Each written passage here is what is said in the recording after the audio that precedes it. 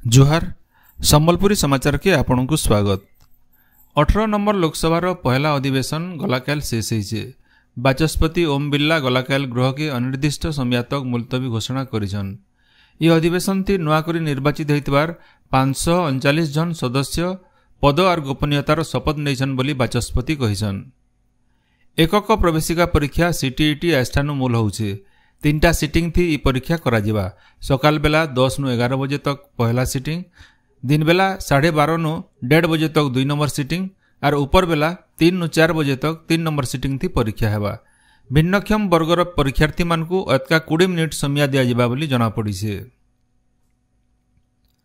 कलाहांडी जिल्ला नु चाष होतवार पनीपरिबा दुबई के पठा जाउछे। मदनपुर रामपुर ब्लॉक नु नाबार्ड तरफु गठन होइतबार कृषक उत्पादक संगठन तरफु 5 क्विंटाल भेड़ी और 1.5 क्विंटाल पुटल भुवनेश्वर एयरपोर्ट नु कार्गो थी दुबई के पठा जाइछे। इतार आगो नु आम्रपल्ली आम भी दुबई के पठा जाइथिला। चाषी मानकर लगी बाजार व्यवस्था थी आउ केनसी असुविधा न हुए। ये अंचल रो फल और पनीपरिबार दुबई मार्केट नु भल चाहिदा अच्छे बोली कहिछन कलाहांडी उद्यान कृषि उपनिर्देशक किशोर महालिंग। कलाहांडी जिल्ला रो हमर पनीपरिबा और फल आमे विदेश को रप्तानी करी पारलानो।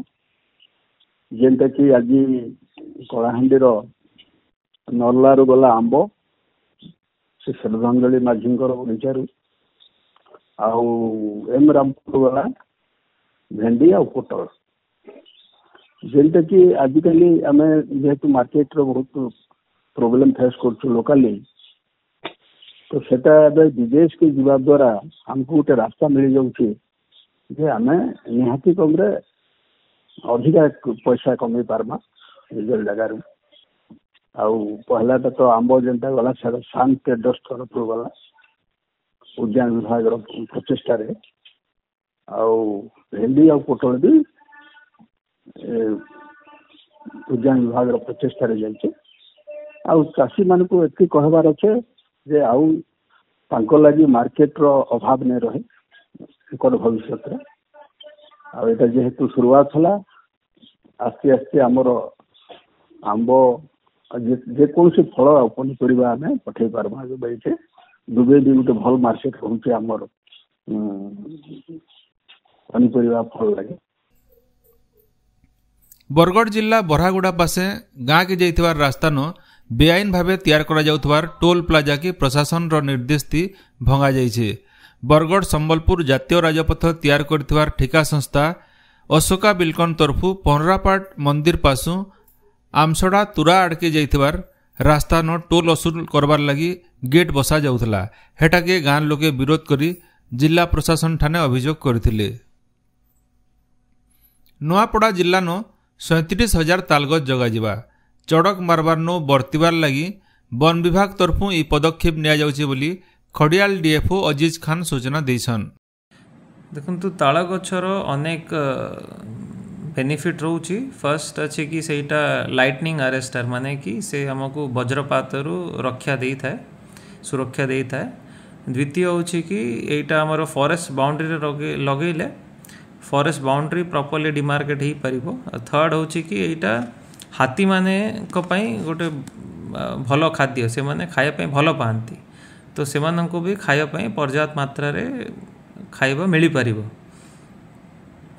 तो एइथि पई ताଳ गछ आपण माने देखुथिबे जहाँ न्यूज रे कि लोक माने मृत्युवरण करूछंती लाइटनिंग रे, तो सेइथि पई ताकू दृष्टि रे रखी कि ताଳ गछ लगेबाकू कुहा जाइछि। आउ जो जहाँ एबे रूल्स चेंज होइछि सेथिरे जदि आपण माने किए भी ताଳ गछ काटिबाकू चाहुछंती यूज करिबाकू चाहुछंती सेमानंकू वन विभागर परमिशन नेबाकू पड़िबो। आज होचे अंतर्जातीय प्लास्टिक बैग मुक्त दिवस। फी बछर जुलाई मासर 3 तारिख के विश्व स्तर थी ई दिवस पालन करा जाउछे। ई दिवस अवसर प्लास्टिक व्यवहार रो प्रभाव बाबदे लोक अवगत करा जिबार सहित प्लास्टिक बैग वर्जन लगी सचेतन करा जायसी। 2002 मसीहा थी बांग्लादेश पृथ्वीर पहला देश हिसाब से प्लास्टिक बैग रो व्यवहार निषेध करथिला। इतार उतारू भारत सहित बहुत देश प्लास्टिक बैग उपरे प्रतिबंधक लगैछन। ई दिवस पालन करबार मुख्य उद्देश्य होउछि प्लास्टिक बैग नु समाज के दूरई रखबा। हाथी आक्रमण लगी हेउतबार धन जीवन नुकसान के बचावार लगी जंगल विभाग तरफु खास पदक्षेप निया जाउछे। दल नु अलगा हेकरी बुलुतबार दंता हाथी बस्ती आड़के आसिकरी नुकसान करुछन। इताके नजर थी रखिकरी दंता हाथी के चिन्हट करबार संगे सेमानकर मानसिक स्थितिर सुधार आनबार लगी योजना तैयार करा जाइछे। एथिर लगी पहला खेपे 300 नु एतका दंता हाथी भितरु 12टा के चिन्हट करा जाइछे बोली जंगल विभाग तरफु सूचना दिया जाइछे। राउरकेला, बारिपदा, भुवनेश्वर और अनुगुल बागिर 4टा सर्कल थी ई हाथी मानकु चिन्हट करा जाइछे। सेमानकर न रेडियो कलार लगेकरी अभयारण्य नु छड़ा जिबार के निष्पत्ति हेइछे। रेडियो कलार लगाबार नु हाथी मानकर गतिविधि उपरे नजर रखा जाई पारबा। इतार उतरु सेमानकर व्यवहार थी परिवर्तन आसले हाथी सुधार केन्द्र नु रखा जाइकरी तार उतरु पदक्षेप निया जिबा बोली जंगल विभाग कहिछे। जातीय शिक्षक पुरस्कार 2024 लगी ऑनलाइन दरखास्त आवेदन प्रक्रिया मूल होइछे। गला 27 तारिख नु मूल होइतबार ऑनलाइन आवेदन आबा 15 तारिख तक चलबा बोली शिक्षा मंत्रालय तरफु सूचना मिलिछे।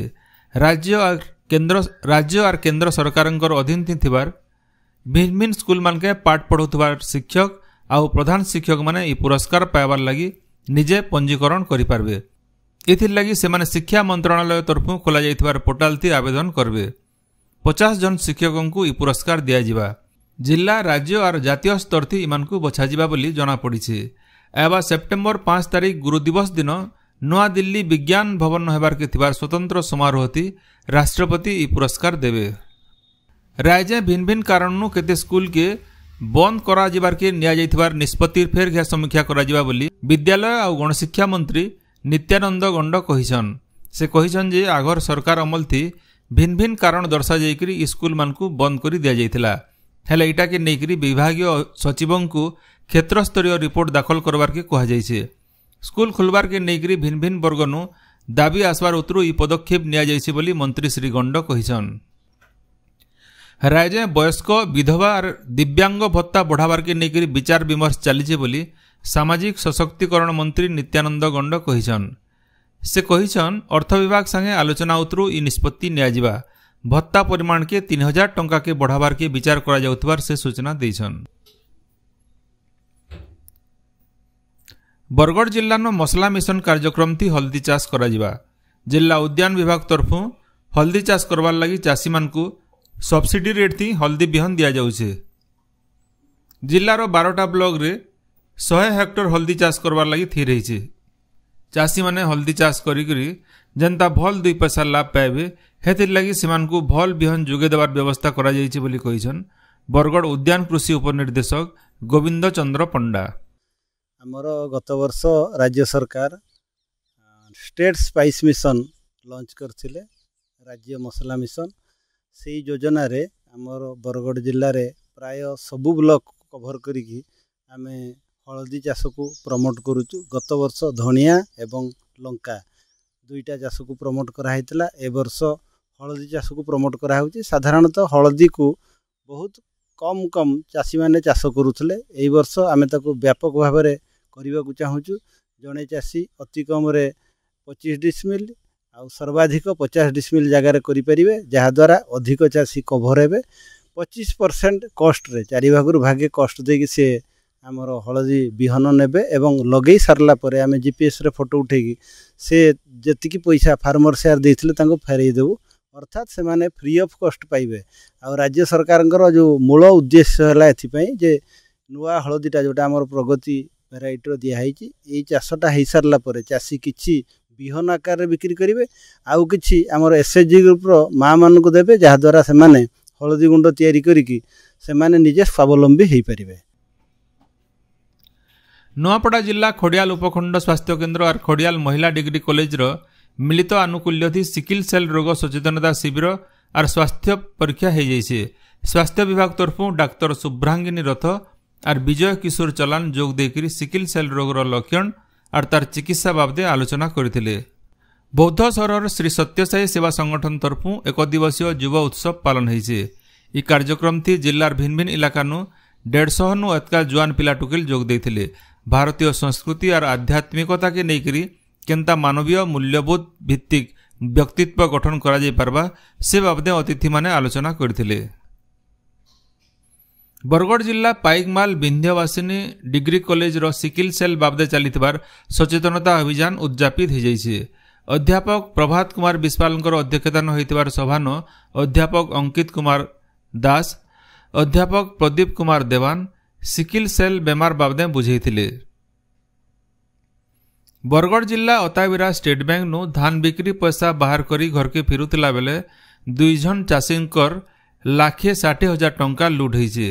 बैंक नो पैसा बाहर करी स्कूटी रे सेमाने सुकटापाली लस्तला रास्ता नो फिरुतिला बेले मनापड़ा रास्ता पासे 3 जन अकलिया लोग गोटे मोटरसाइकिल थी आसिकिरी भुजाली देखिकिरी बैग नथिबार टंका छड़े नैछन। ई बाबदे अताबिरा थाना नु अभियोग होइछे। सीसीटीवी जांच करी अभियुक्त मानकु तुरती धरबार लगी दाबी करा जाइछे। नुआपड़ा जिला खड़ियाल थाना जगन्नाथ मंदिर पाखे लाइन तारे ठटे हेकरी जने श्रमिकंकर जीवन जाइछे।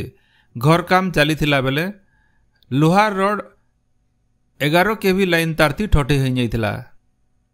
सुवर्णपुर जिला उलुंडा वन विभाग तरफु 4 जन शिकारी को गिरफ्त करा जाइछे। सेमानकर ठानु बंदूक, साउंड मेसिन, लाइट जबत करा जाइछे। उलुंडा रेंज चंदली जंगल के गोटे शिकारी दल आसीथिबार खबर पाइकरी जंगल विभाग तरफु सेमानकु धरा जाइछे। सुवर्णपुर जिला डुंगरीपाली ब्लॉक सुखा प्राथमिक विद्यालय नो प्रधान शिक्षक नंदलाल नायकंकर अवसरकालीन संवर्धना कार्यक्रम हो जाइछे। ई अवसरे अवसर नैथिबार 45 जन शिक्षकों को संवर्धना दिया जाइथिला। बरगढ़ जिला नो गलाकेल 272 मिलीमीटर वर्षा होइछे। आय सखालु मिलिथिबा रिपोर्ट अनुसार अताबिरा ब्लॉक नो सबुठानु जह 76.2 मिलीमीटर वर्षा होइछे। झारबंद, पदमपुर और पाइकमाल ब्लॉक नो बिल्कुल वर्षा नहीं होइथिबार जना पड़िछे। दक्षिण पश्चिम मौसुमी वायु राज्य सक्रिय रहिछे। इतार प्रभाव थी राज्यर केतेटा जगह नो बिजली और धुका गड्डी सहित टिके रचेनु मध्यम धरणर वर्षा होइछे।